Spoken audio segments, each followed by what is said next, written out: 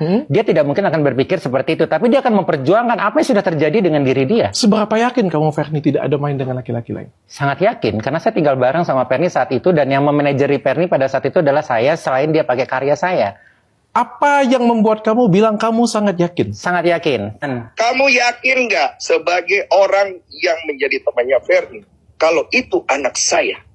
Saya tanya Cuman kalau misalkan kamu nanya itu ke saya, yang bisa jawab itu cuman kamu sama Fernie dan Tuhan yang tahu. Kenapa jadi kamu ke saya? Orang yang lakuin lo berdua, kenapa jadi ke gue? Makanya. Bukan ikut campur atau gimana-gimana.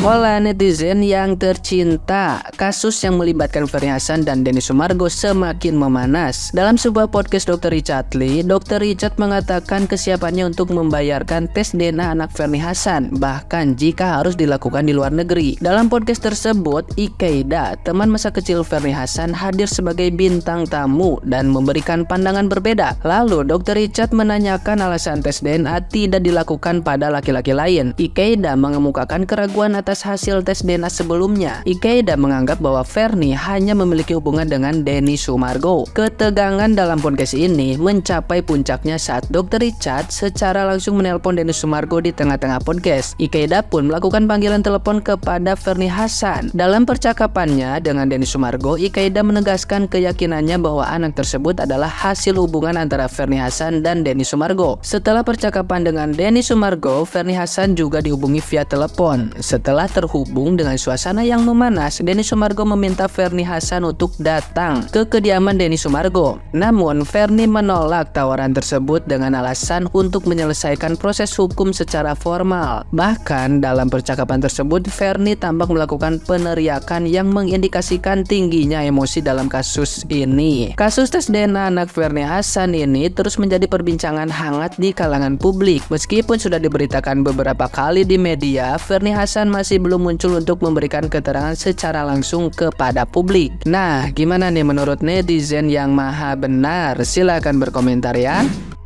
Mungkin kalau nggak ada postingan itu, orang yang lupa nggak akan pernah ingat lagi. Dan orang yang awalnya nggak tahu, nggak akan pernah jadi tahu. Kalau concern utamanya itu pada mental si anak, sekali lagi ya, seharusnya diselesaikan secara personal saja. Tidak perlu ada satupun media yang tahu. Perlu diingat, jejak digital itu tidak akan pernah bisa dihapus. Mungkin untuk sekarang si anak tidak bisa mengakses berita ini, tapi untuk kedepannya ketika dia bertambah dewasa, yang mungkin dari awal dia itu sudah terluka hatinya, ketika dia bisa mengakses berita ini akan lebih terluka lagi pastinya. Dok, gue yakin 100% kalau Bang Dadang adalah bapak dari anak saya. Tapi kenapa hasil DNA-nya ini 0% ya dok? Kenapa? Ada yang salah ini kayaknya dok dengan hasilnya. Ya ibunya habis Ewita sama siapa aja.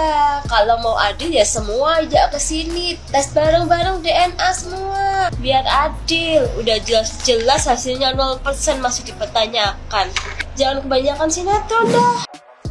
Coba kita bahas kasusnya Densu ya. Bagi teman-teman yang udah nonton podcastnya Dr. Richard Lee, pusing nggak ngomong sama orang cacat logika? Belain temen sih belain temen, tapi nggak gitu caranya. Lu ngaku mewakili temen lu, katanya lu yang paling tahu soal temen lu. Padahal menurut gue ini absurd. Lu kan tidak 24 jam bersama temen lu. Ada kalanya lu pergi kan ninggalin temen lu. Ya hebat sih ya, ada temen yang kayak gini yang percaya banget sama kita. Tapi ya kalau ngomong masuk logika dikit ya, lu aja nggak tahu kapan temen lu hamil. Ditanya hamilnya kapan, bilangnya Agustus 2012, lalu anaknya muncul Agustus 2013.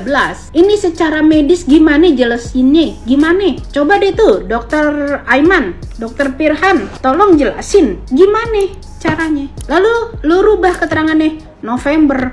Lebih aneh lagi, karena Densunya menghilang 2 bulan. Emang ada orang berhubungan di bulan apa? Hamilnya di bulan apa? Coba deh jelasin secara medis. Gue gak ngerti beneran. Kok bisa? Emang lu Bunda Maria ya? Tiba-tiba tuh sperma bisa ada gitu di rahim lu. tiba-tiba jadi gitu. Logikanya di mana? Lu bilang katanya lu netral, nggak bela Densu, nggak bela temen lu. Tapi yang dilihat di podcast itu, lu membela temen lu tuh membabi buta. Lu nyalain Densu. Yang memulai ini siapa? Dari dulu yang memulai temen lu sendiri. Bawa ini ke ranah publik. Temen lu kan yang posting foto anaknya. Itu kan harusnya nggak perlu. Ngapain kayak begitu? Temen lu yang ngancurin hidupnya Densu, bukan kebalikannya. Tapi bukan berarti temen lu nggak menderita. Diakui, menderita lah. Hamil sendirian, melahirkan sendirian, pasti susah. Tapi nggak bisa nyalahin pihak pria 100%. Karena temen lu turut andil dalam penderitaan anak ini. Kenapa? Siapa yang suruh berhubungan sebelum menikah? Emang lu diperkaos? Kan tidak. Dengan sadar, lu orang dewasa, lu melakukan itu sebelum menikah. Emang ngarep apa? Kenapa nggak pakai pengaman? Pengaman mahal. Tapi kan lu bukan orang miskin struktural yang nggak bisa beli pengaman. Lu juga bisa belajar tentang masa-masa subur. Kalau lu sih nggak ngerti ya, karena lu kan bukan wanita utuh, makanya nggak ngerti kan soal masa subur. Tapi temen lu harusnya ngerti. Yang namanya cewek tuh biasanya ngerti gitu loh. Bingung gue. Kita bukannya nggak bersimpati sama temen lu, kita bukannya nggak mau bantu, tapi penjelasannya nggak masuk di otak. Kenapa sih segitu ngontotnya semua salah Densu, semua salah Densu? Nggak boleh begitu ya. Gimana cara? Bukan bapaknya disuruh tanggung jawab. Nggak masuk di otak gitu loh. Aneh. Nah kalau lu posisinya dibalik, lu mau nggak kayak gitu? Kalau gue jadi lu ya, gue akan milih ya udah nih, gue ngelakuin kesalahan besar ya. Hamil sebelum menikah, gue tobat, gue jadiin kisah hidup gue agar orang lain gak usah niru kelakuan gue besarin anak gue dengan kasih sayang. Kalau dia nanya bapaknya gimana, kalau gue nggak tahu bapaknya di mana atau bapaknya mungkin nggak mau ngakuin dia, gue bilang aja bapak lu mati, gue move on, terhormat mati, udah. Kalau ada orang ngebully anak gue akan bilang yang lu harus bully tuh gue. Ini anak lahir karena kesalahan gue, karena kegoblokan gue, bukan salah tuh anak. Maju. Kalau lu udah berani berbuat, berani bertanggung jawab dengan segala konsekuensi. Lu bukannya nggak ngerti kan yang namanya hamil di luar nikah pasti jadi caci maki orang. Ya kenapa dilakukan? Dan ini pelajaran juga untuk anak-anak muda di sana. Gak usah ngikutin jejak yang kayak gini. Kalau lu nggak siap dengan konsekuensinya, gak usah hidup aneh-aneh sok gaya orang barat. Seks bebas,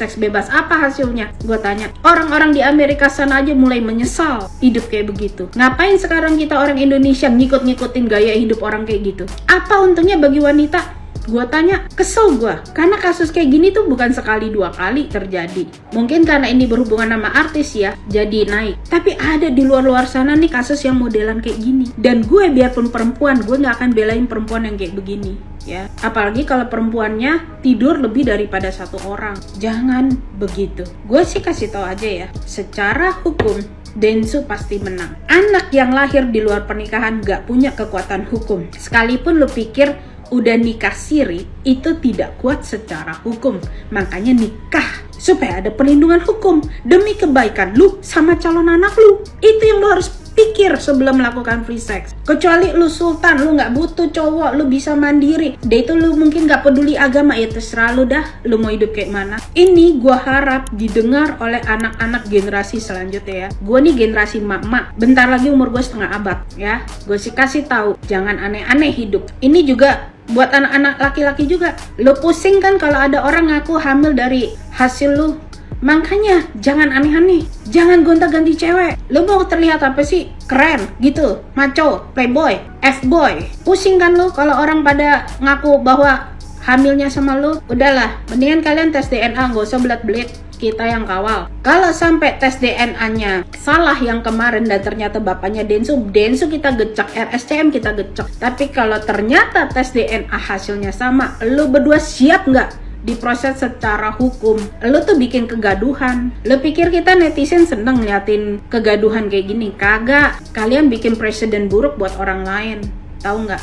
Kalian pikir ini hanya tentang kalian? Tidak. Kasus kalian ini akan dicontoh oleh banyak orang masalahnya. Jadi nggak segampang itu ya. Dan gue berharap Densu Kalau udah terbukti ternyata ini bukan anak lu, maaf ya, kali ini Densu, lu jangan coba-coba maafin. Gua gecek lo. Karena nanti akan ada orang-orang kayak gini berikutnya yang bikin pala orang pusing. Ya, ini bukan soal, oh lu nggak berbesar hati nggak maafin orang, bukan. Ini untuk memberi contoh ke depan bagi orang lain, jangan bikin kegaduhan yang modelan kayak begini.